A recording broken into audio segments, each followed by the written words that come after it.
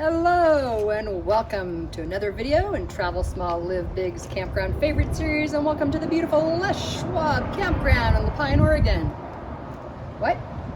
This isn't a campground? Oh. What is it? Oh, it's a repair facility, and we have a story to tell you. We have a repair to do. Hi, I'm Heather. This is Jim, and this is Sierra, our rescue pup, who is a handful and a half.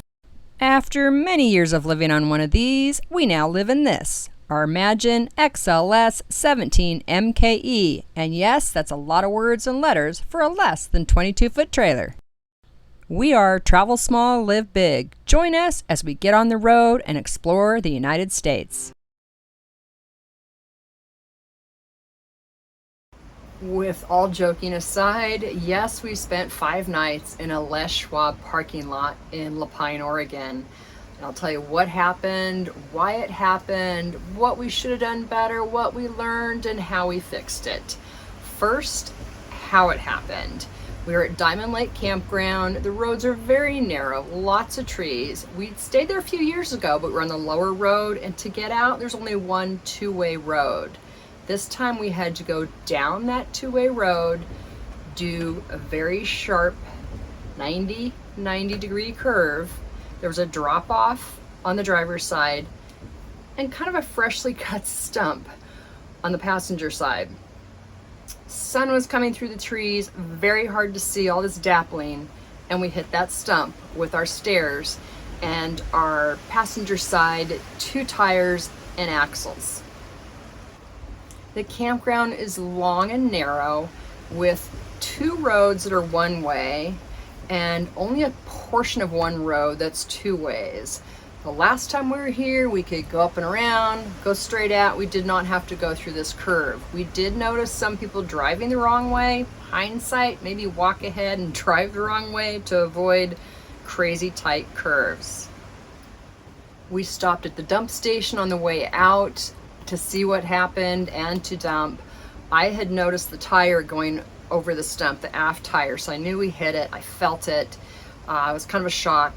When we stopped at the dump station, I took a look at the stairs and they were bent. I'm like, oh man, we hit the stairs. So I knew that happened. Looked at the tires, they kind of looked okay. So we decided to go to our next reserved campsite at Crescent Creek. Went ahead and went there and started looking at the tires and the axles and felt they were bent. There was abnormal wear on the tires, so we sat there for a little bit. I called the only Grand Design dealer I could find, which was in Redmond, Oregon, left a message. It was kind of late on a Friday night, never heard back. It's, I don't know, a month and a half later, I still haven't heard back. So texted my friends who used to live by Redmond, and they suggested Les Schwab. They said they had great work done by them. They were nice, they're customer service oriented. So I called the closest one, which is in Pine, Oregon, and they said, come on in, we definitely work on trailers. Even though it was a Saturday, they let us come in. Looked at it, felt axles were bent, and they allowed us to camp in their back lot. The guy that helped us on Saturday was going on vacation the next day, but another guy came out on Monday morning, took measurements, checked everything, went ahead and started ordering parts. It was great. Took a few days to get the parts in, and once they were in, these guys got right on it, swapped out both axles, put 2 new tires. We ended up driving about 90 miles from where it happened to Les Schwab. And the front tire was really getting chewed up and chewing up the back one. It was getting very scary. So they did it. I think we were done by Wednesday. We pulled in there on Saturday. By then it was kind of late in the day. We had no water. We were running off a generator and solar. So we went ahead and they had us fill up on water so we could shower and finish cleaning things and get on the road next morning. Regarding the stairs, Jim ordered them off of Amazon and had them sent to a friend in Idaho who we were going to go see. Thanks, Deb and Jay, for accepting our stairs. And once we got maybe there at their house, we went ahead and put them on. That was an easy fix. We did turn this into insurance. It was a collision. have a deductible. They took care of it. That was all good.